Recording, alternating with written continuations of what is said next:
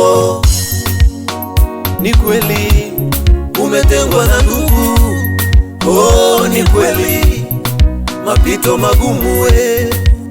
Usichoke kumutafuta Mungu we.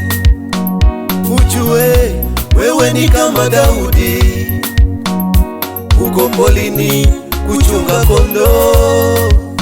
Usichoke ewe mwamini Mungu, usichoke wewe mtegemee Mungu. Atafanya katika mapito yako we mama, atafanya katika mapito we baba. Ujue we ni mfalme, ujue ni tajiri mkubwa.